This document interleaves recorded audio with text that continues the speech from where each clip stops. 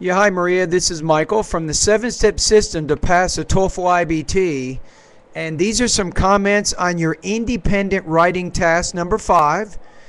All right, so the question is, do you agree or disagree with the following statement? Teachers should be paid according to how much their students learn.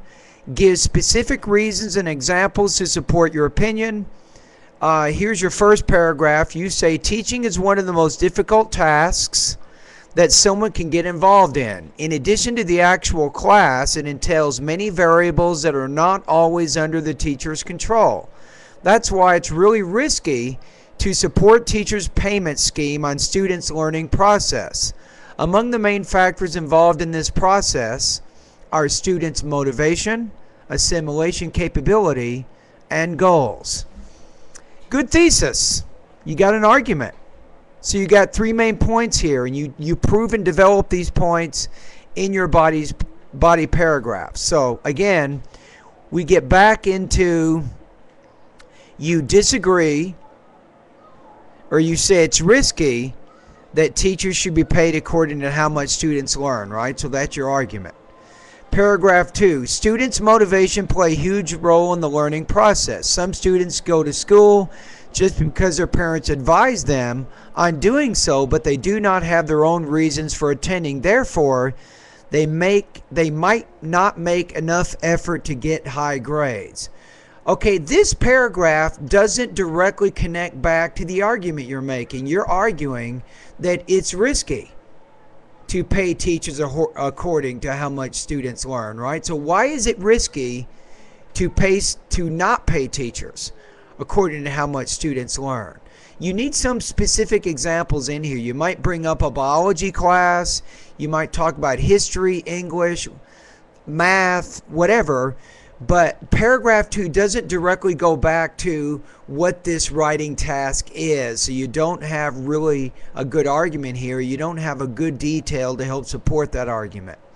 Paragraph 3, on the other hand, some students might be really motivated about learning a subject and do their best, but might not have enough resources to assimilate what the teacher brings to the classroom. For example, a student can attend all sessions and do all homework and fail in tests based on a learning disability. Again, you're not directly tying it back to this idea of assimilation, and paragraph 3, you have too many things going on here. You first talk about not having enough resources.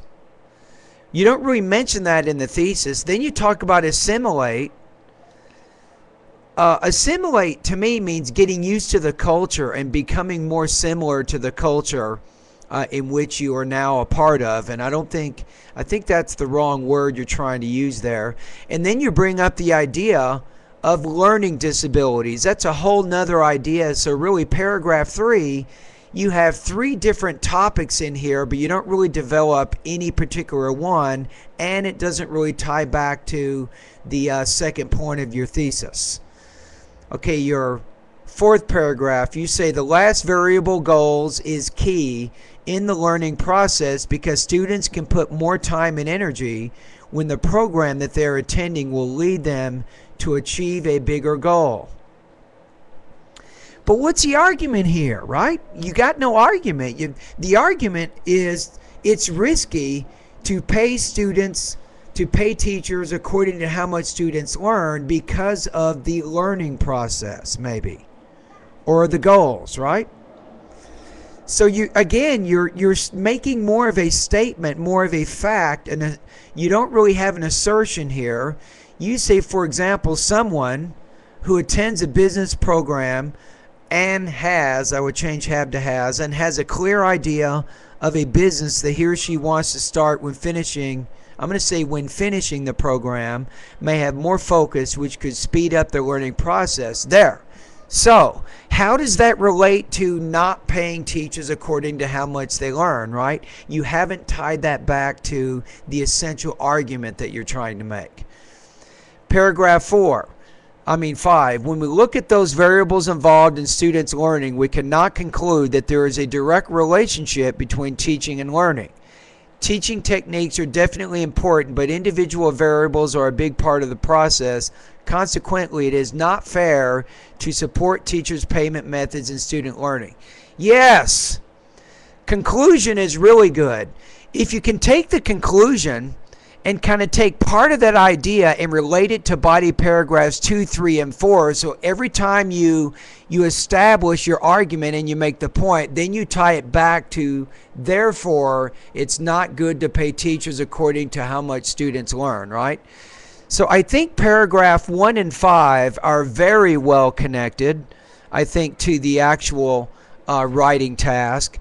Paragraphs 2, 3, and 4 are indirectly but not directly connected back to the task, so that's going to hurt your score. You need more specific telling detail in those body paragraphs to connect back to what you're trying to do. You need better, more arguable topic sentences in paragraphs 2, 3, and 4.